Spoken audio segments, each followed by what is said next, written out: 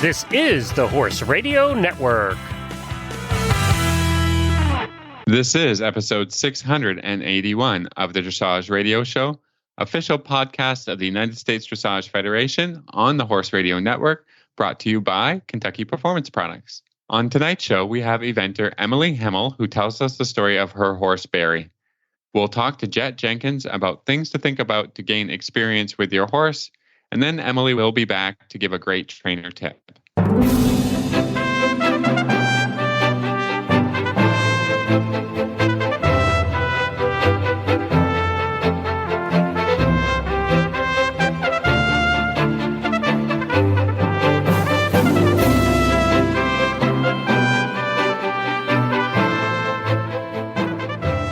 This is Reese Koffler-Stanfield from Georgetown, Kentucky.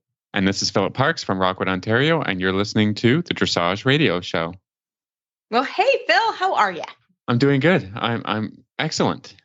I like is it. That okay? Well, is that okay? It is great to be excellent. We have been recording. It's a long night for us. We've been really enjoying because we are recording a week early because next week I am actually off at the North American Youth Championships. I am the chef de keep for the Region 2 junior team.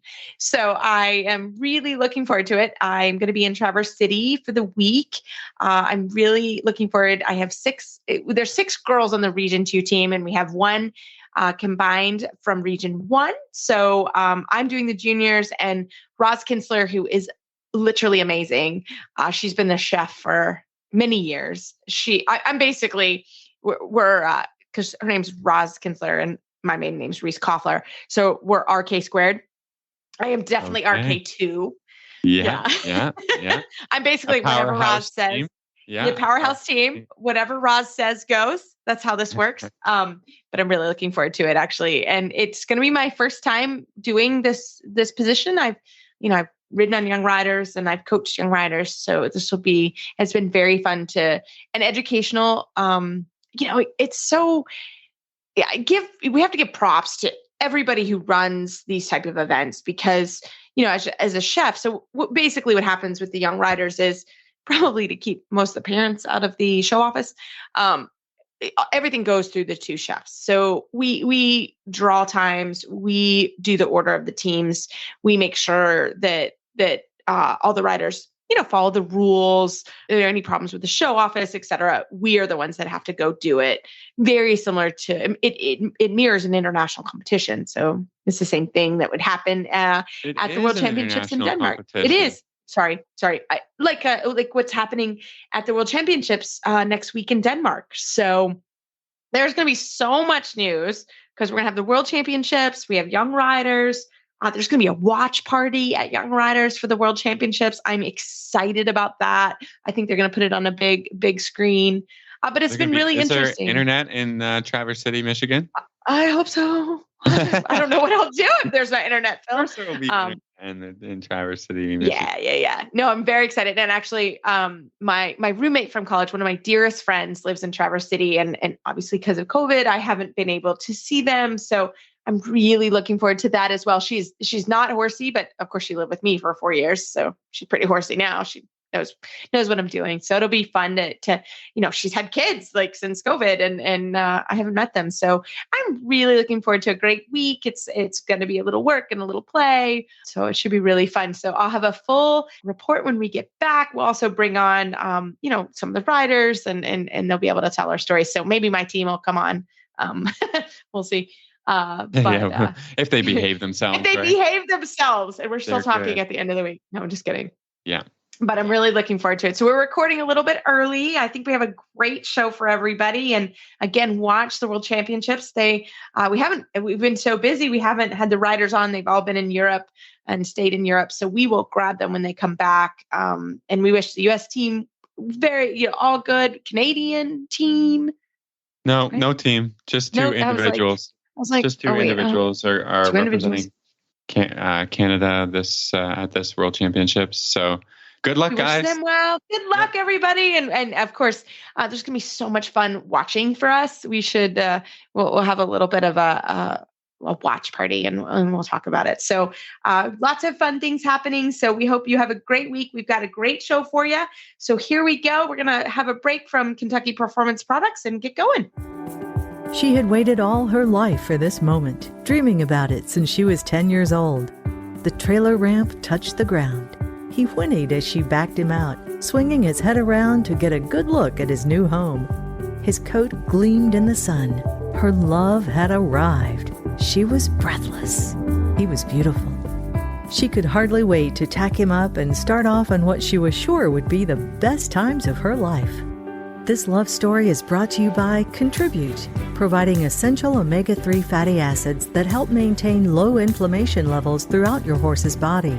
The horse that matters to you matters to Kentucky Performance Products. Call 859-873-2974 or visit kppusa.com to order today. Well, tonight I am really honored to have 5-star eventer Emily Hamel on the line. Emily, welcome to the show. Hi, thanks so much for having me. Well, I was trying to remember how long I've known you. I've known you since you were based here in Lexington. It's been a number of years. It's been a long time because I left Lexington in 2015 and I was there for like 7-ish years. So yeah, it's been a while. I know. So we have been friends and Facebook friends, and I've watched your journey to become an international 5-star rider, which is no joke. That is so hard. And I'm fangirling because it's so fun to have seen somebody achieve their dreams. And, your dream for a long time was to compete here at the Land Rover 3-day event, which you checked off the box. And then you decided to go to England. I mean, girl, that's no joke. You have competed now at badminton. Badminton, right? Yep. And you're heading to Burley. So I wanted you to just kind of introduce yourself to our listeners, and then we'll get into your adventure because it's pretty amazing. Okay. Well, I have loved horses since I was little. Started riding when I was 8 and basically never stopped. I actually began riding Western, which is kind of crazy to think, but I took a field trip, or I don't know if field trip's the right word, but with my 4-H club, we went to Rolex, or now it's known as Land Rover, but everybody still kind of knows it as Rolex. We went there as a group and I was like 11 and I fell in love. I hadn't evented before that, but that was like, once I was there, I knew that I wanted to do that someday. And basically I've been working to make that happen ever since. And you have, you have, right? You have been all over the United States. We're here in Lexington for a long time and then moved to Pennsylvania, right? I did. Yep. So grew up in Wisconsin, not overly horse friendly. I mean, I had some great times and stuff, but it was hard to kind of make things work there. Was a working student through college and was out on the East Coast for a little bit, then moved to Lexington. And then, long story short, I started riding with Philip Dutton while I was in Lexington, and he offered me a job. So I moved out to Pennsylvania in 2015. And I've had several horses, kind of take me up the levels, but wasn't quite able to reach the 5-star goal until I started riding my horse Corvette, affectionately known as Barry. And he was my first 5-star horse. Last year was our debut at Kentucky in the spring. And I am so glad that he was the first horse I was able to do a 5-star on because he's phenomenal. And I just wouldn't have wanted to do it with any other horse. So tell us, how did you meet Barry? Like, how did he enter your world? So while I was working for Philip, he was one of Philip's clients' horses, and she was a young rider, lovely girl, good rider, but she just didn't get along with Barry as far as like riding goes. Like, she loved him and everything, but he has a massive jump. If anyone's ever seen pictures, like he clears fences by feet sometimes, like multiple feet. And so she, it was just hard for a young rider to kind of deal with that. He's a little bit quirky, a little bit fussy. And so Philip had suggested that she sell him, like it wasn't a good match. But because he was such a good jumper, Philip suggested he went to a jumper barn to get sold. And so he went to a farm in Florida, and they couldn't sell him because no one could really ride him. So he came back to Philip, and Philip was like, Emily, this is your project. Like, you ride him, make him saleable.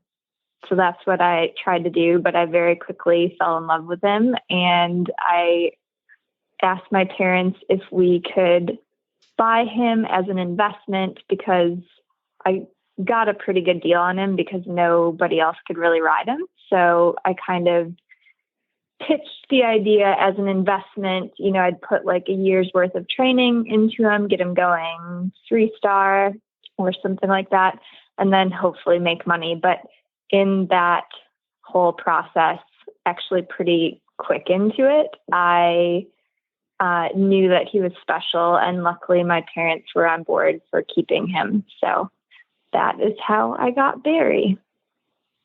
That kind of worked out for you. You sold one bill of goods, and then turned around and now he's yours. I've heard that story before. Yeah. Yeah. Yep.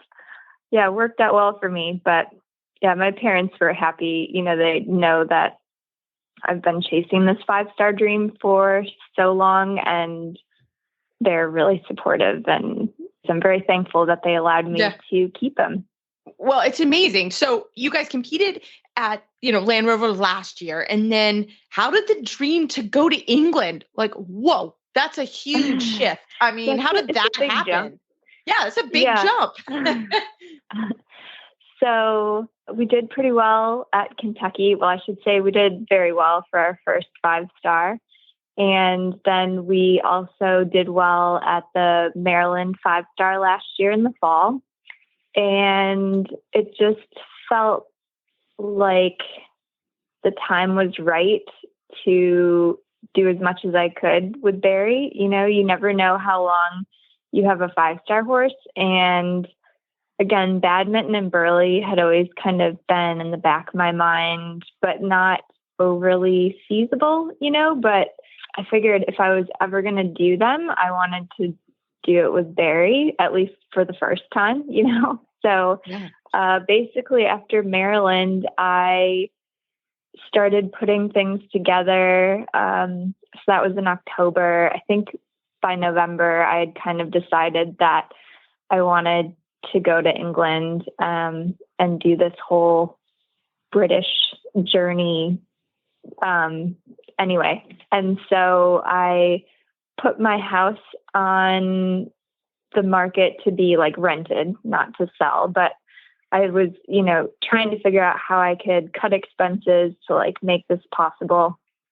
So luckily somebody rented my house for the whole time that I was gone, and it worked out perfectly that like I could have my house back when I got done with Burley. So that was helpful, and I just knew I needed to do some fundraising. So started getting creative with that. I did a GoFundMe, and I had a auction on Facebook, and both were very successful. I've also had, clients and family members help in any way that they could. And then most recently, now we have the Big, Bold, and Brave book, which goes towards funding my trip here. So yeah, I guess I was just determined to make it happen and started early, in the planning months ahead of time, so that, it gave me enough time to get organized and make it a reality. Yeah. So that's actually enter why you're here, because, I've been watching your journey and it's been so fun to see. I mean, you were amazing at badminton and you looked amazing. Your jog outfits were on point. Like you really looked the part. You looked awesome. And I knew you were over there, and that is really hard. I think anybody that has fundraised for anything, I mean, just fundraising for my niece and nephew's school, but to fundraise for an international horse is really, really difficult. And I've done it. And, I'm sure I'll have to do it again in the future, but I loved the book. And I actually saw it on Facebook and thought, I need to get this for my niece. And then I thought, you know what? I have been in Emily's shoes, and I love that you guys, you're getting creative and you're doing all the things to make your adventure happen. Because like you said, 5-star horses, Grand Prix horses, any kind of international horse, a lot of times it's a very short window, and you really do, it is a family affair and clients and friends. And because anybody that's in this business knows how expensive it is, and usually how quickly the window closes and opens. So tell everybody, how do they get the book? It is just precious. I got my copy right before we got on air, and I was able to leaf through it. Can't wait to give it to my niece. She's going to love it. I'm going to leave it in the barn for a few days just so everybody gets to see it. But tell us a little bit about the book, and how can our listeners get it? Okay. Well, the book it just came out of nowhere, really. My mom and we were just having a very casual conversation, and I think I offhandedly mentioned something like really cute, buried it in the barn, or, like he's just kind of a character. And we were talking about that, and I was like, he's so funny. Like, he should have his own book. And my mom goes, I've always wanted to write a book. And then basically that's what happened. So within 2 days, she had sent me this rough draft of what the story should be about. And, it was a good first attempt, but we definitely together made some adjustments and I think turned it into a really cool story. And we knew for a children's book, we needed a very good illustrator. And we have a friend who's actually in Lexington, Tom Monarch. And I used to teach his wife and daughter when I lived in Lexington. So it's kind of like a cool full circle thing. But he was really happy to help, and he did an awesome job.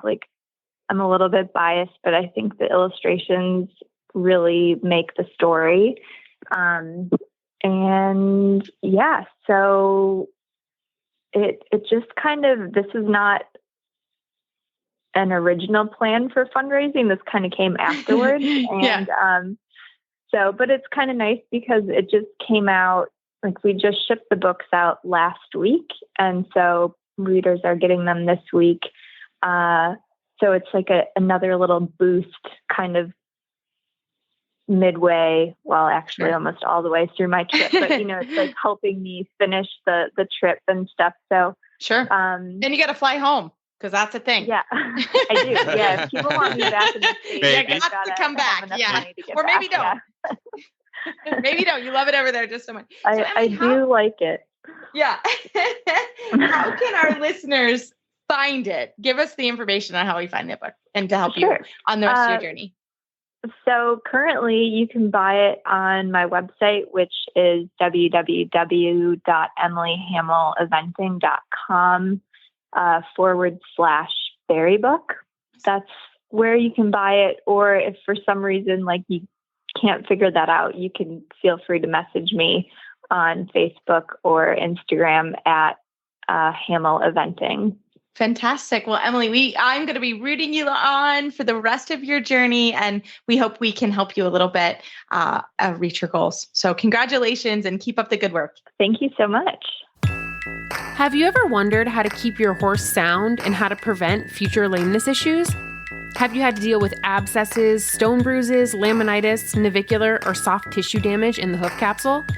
Or maybe you're a farrier and you want to learn how top vets around the world diagnose and treat various hoof care issues. The Humble Hoof is a podcast for both owners and professionals discussing the health of the hoof and soundness of your horse. Check us out, published twice a month on Horse Radio Network. Well, tonight I am so excited to have my assistant on the line, Jhett Jenkins. Jhett came to us about a year ago, and she is phenomenal at developing young horses. And she just was or is heading to the USEA Emerging Athlete 21 program. So, Jhett, welcome to the show. Thank you guys so much for having me. I'm excited.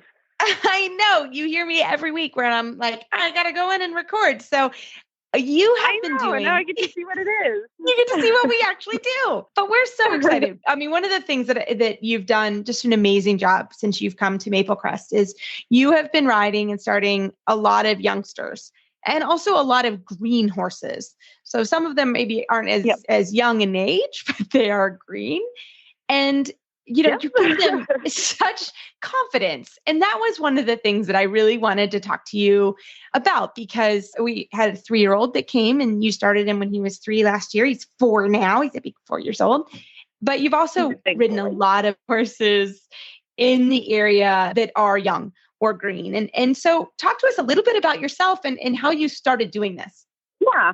So when you talked to me today about coming on and talking about riding green horses, riding young horses, I started thinking about how my first experience doing it.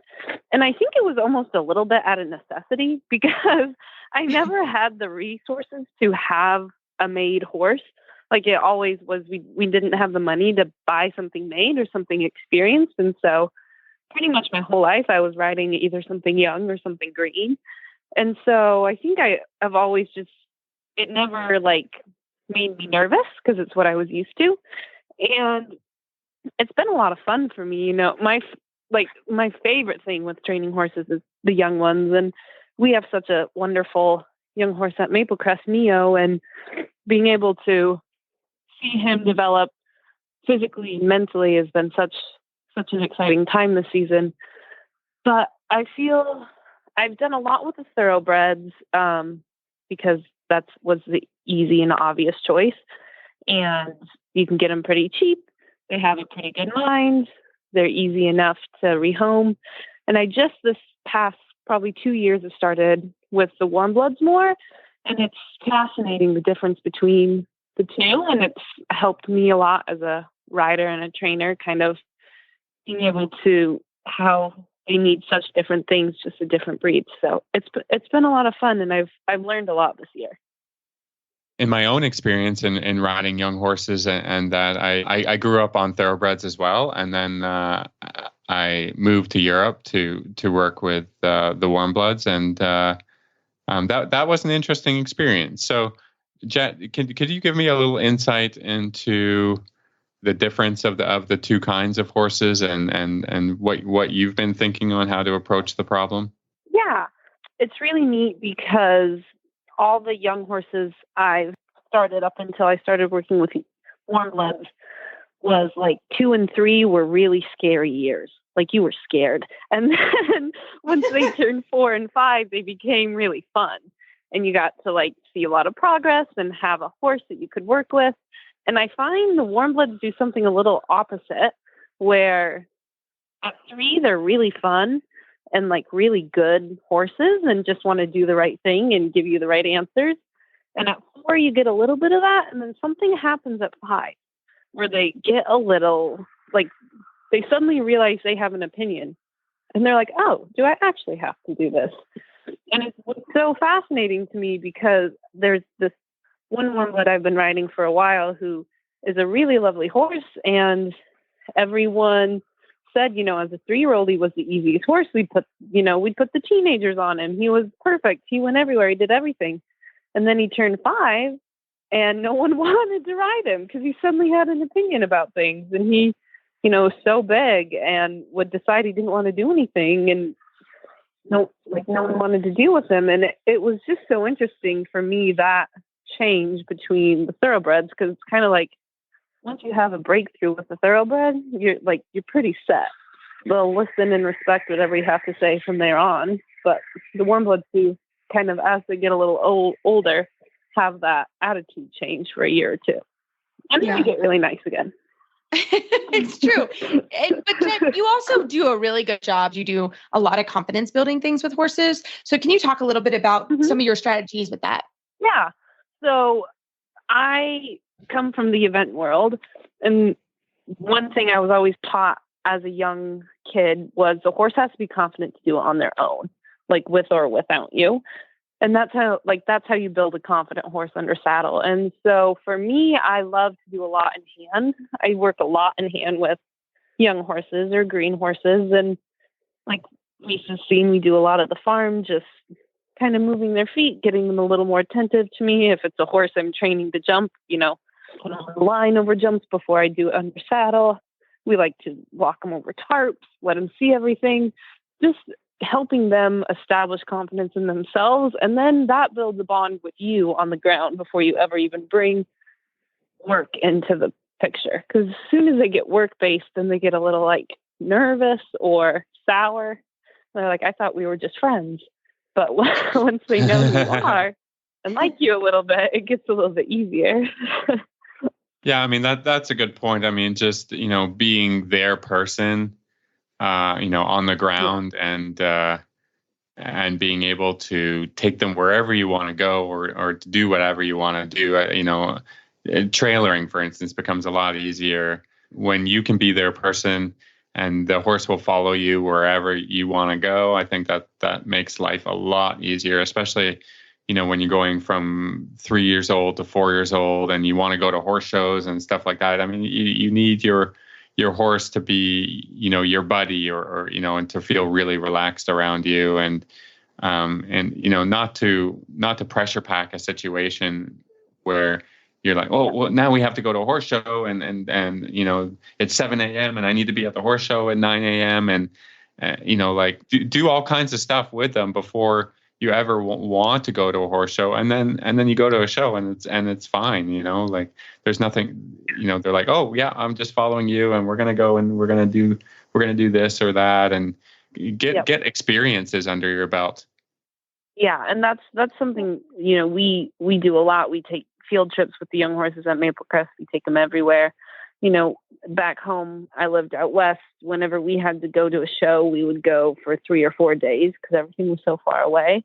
And I would always, if I had a green horse, I would just get an extra stall and bring the green horse and not even ride him all weekend, but for him to be there and to be somewhere different and to watch other horses go in and out of the barn and be in a new environment. I think the more you can create low pressure, positive experiences, the more well-rounded of a horse you're going to have at the end of the day.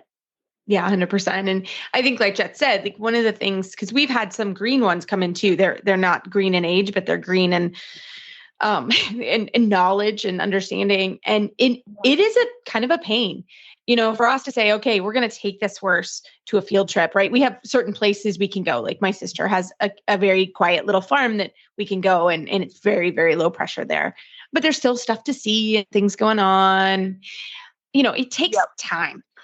And that's hard. It's hard for us. We don't always have time. We're also really lucky. Like these particular horses, we said, okay, they have to get off the farm once a week. And so we have to literally schedule that in our week and in our time. We are lucky that we can walk across the street, not even a street, it's like an access road to my neighbors. And we go over there and ride some, and Jhett will hack them. They have a track, they have a jumping ring, they have a jumping field. It's a show jumping farm, but they're really great with us bringing young horses next door. But again, it takes time. And I think it's so important. We have the youngster so far he's 4 and has not hit the 5-year-old opinion stage yet. But we decided this summer, we are very lucky. We have some local little horse shows.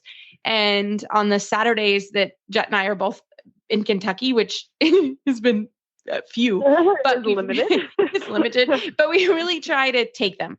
We really start to say, okay, we have to take them to those horse shows to get a good citizen. I think that's part of it too. And I mean, it's no secret, I don't love riding the 4-year-olds. I'm not very confident at it, funny enough.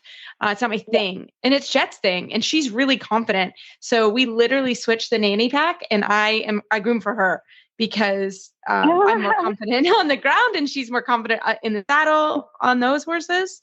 And so I will definitely say that, like, it's fine to say, hey, you know what? I'm not very good at this. I'm going to find somebody that is. And Jhett's just up there. It is no big deal to her. She thinks it's fun. She's laughing, having a good time. But I think that's really actually important to think about too, because it stresses me out. Like, it's just not something I want to do. And so, I don't mind riding into a stadium. That doesn't stress me out. But riding into a 4-year-old on an open field, that really stresses me out. So we let Jhett do it, and she's laughing and having a good time, and I think that's really important also with youngsters, is to find someone like Jhett who's just fun and it's no big deal. And, really what our horses have throw at her, I know she's had worse. And, but we always do it in a safe way. And then we do watch our time, right, Jhett? Like, if we're in a hurry, we'll change our plan and go somewhere else or not go or whatever. But on those first couple of early field trips, you can't have a real time schedule. I think that's been our key. Wouldn't you say, Jhett? Yeah, I think the most important thing is giving them the proper amount of time. And not every horse is different, and they all take something else. Like, some can go to 2 schooling shows and be happy and be ready to do something a little bit bigger. Some need to go to 10. Some need to take, 2 years of doing schooling shows until they settle down, or even just field trips, not even approaching a show setting. But I think it's treating every horse as an individual, giving them the time they need, and making sure those first outings are low pressure. Like, it's somewhere you're comfortable riding, and somewhere you have someone there that makes you comfortable. Because the biggest thing is to let them know that it's no big deal. As soon as they feel you nervous, then they're nervous. And those first, it's so essential, that first year of taking them somewhere, that they just know, we have fun. Like, I'm not worried about this. This is okay. Positive experiences is my biggest thing. Yeah. No, I love it. I love it. And you're like the queen of it. We've had some horses do, and we've really tried to be strategic on how we put in what we do with the horses. So very good. Well, Jhett, how can our listeners find you online if they want to learn more about your program? Yeah. So I have a Facebook page, Jhett, Jhett Jenkins. And if you need to get in contact with me, my email is Jhett, JHETTEVENTER@gmail.com. Fantastic. Thanks so much, Jhett. Thank you, guys.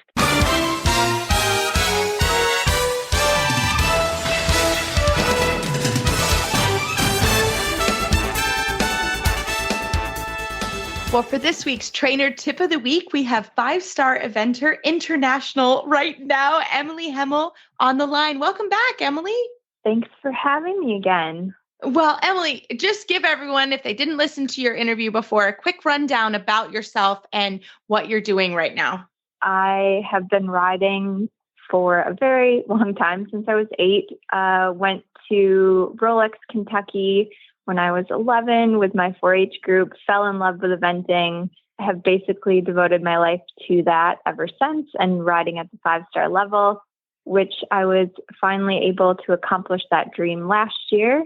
And then, did the 2 US 5-stars last year and decided to set my sights high and come over to badminton in England this year and stay for the summer to compete and train and prepare for Burley in the fall.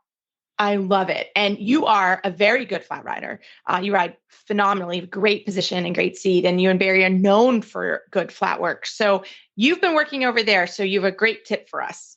Yeah. So my physio here, who's been doing some work with my horse, Barry, gave me this exercise, and I found it really helpful for him, but I think it could also help your listeners. So basically what you do is you set up a fan of walk poles. So basically you can use like 4 or 5 poles, and then on the inside of the fan, you want to prop the poles up. So on a block, or if you don't have that, you could use like a jump standard and kind of like wedge it in there. But basically, you want to have these walk poles set up on a fan, and then what you'll do is you'll go through them one direction. So say if you're circling to the left, you'll go through them to the left, and then once you finish the fan, you'll do a turn on the forehand off the right leg, And then you'll walk back through the poles the other way. So you'll walk through them to the right and then do a turn on the forehand off the left leg. And then you can just repeat that a couple times. Like, you don't want to drill them and do it a ton, but maybe like 3 or 4 times each direction. And it just really gets them kind of opening through their rib cage and then also like engaging their hind legs. And I usually do it at the beginning of my ride. Like I'll hack around on a long rein for a minute, but then like once I pick them up, I'll do that and then I'll get to work. Yeah, I love this. It's a really good exercise. It's going to, get the horses thinking a little bit and engaged and really in a fun way to get to work and get ready to work. Yeah, mix it up a little bit. Yeah. So, and interestingly enough, I had a horse that came in today that's really weak in his stifles. And, trying to figure out ways to strengthen him, I thought, we can set this up in our ring now, because that would really help that horse. But then I'm like, I have lots of other horses that will help. And like you said, you got to start, Barry's going to be a lot stronger than most dressage horses. He's strong, but you don't want to go kind crazy. Of strong, Yeah. Exactly. But you don't want to go crazy with this exercise, but the exercise is phenomenal. And like I said, it will really help this one horse that just came in for my barn. So I love it, which is awesome. Great. Well, Emily, great tip. We started chatting in our last interview about your fundraising effort while you're in England. Can you tell everybody how you get your awesome book, Big, Bold, and Brave? How do they find that to help you on your adventure and journey in England? You can find that on my website, which is www.emilyhameleventing.com/berrybook. And there's just a form you fill out and you can choose how many books you want and go to checkout. It's pretty simple. And, our hope with the book is that it's going to resonate with equestrians and non-equestrians alike. And it is a children's book, but I hope that it inspires readers of any age to believe in themselves and chase their goals. It's great. I got my copy and I'm so glad. I can't wait to share it with everyone in the barn and give it to my niece as well. So Emily, thank you so much for coming on, and we will be cheering you on as you go to Burley. This is so exciting. Oh, thanks so much. Well, everybody, as always, we love your emails and Facebook shout outs. Keep them coming. And we want to remind you, we have a great book club book going. And if you were able to listen to the interview with Daniel Stewart last week, if not, go back and listen to him because he's amazing. And he talked about his book, Bolder, Braver, Brighter. He also talked about how the name came about. He's just really cool. We think you will really enjoy him, enjoy his book. Grab it from horseandriderbooks.com. We love Trafalgar Square and all they do for us. So looking forward to that. We're looking forward to having a listener on. So get your book. I think this is a book that Phil and I are reading it and everybody needs it. So you're going to enjoy it. And as always, you can find our show notes and links to today's guest on our website, dressageradio.com. Like us on Facebook, just search Dressage Radio Show. Follow us on Twitter at Horse Radio. My website is maplecrestfarmky.com and my email is reese@horseradionetwork.com. I think the best way to find me is probably through Facebook, or my email is philip@horseradionetwork.com. I'd like to thank our sponsors for allowing us to put on a good show. That's Kentucky Performance Products. And if you'd like to support our show and the Horse Radio Network, you can do that through the auditor program found at horseradionetwork.com. Everybody, keep your heels down and your shoulders back. Have great rides, and we'll talk to you next week.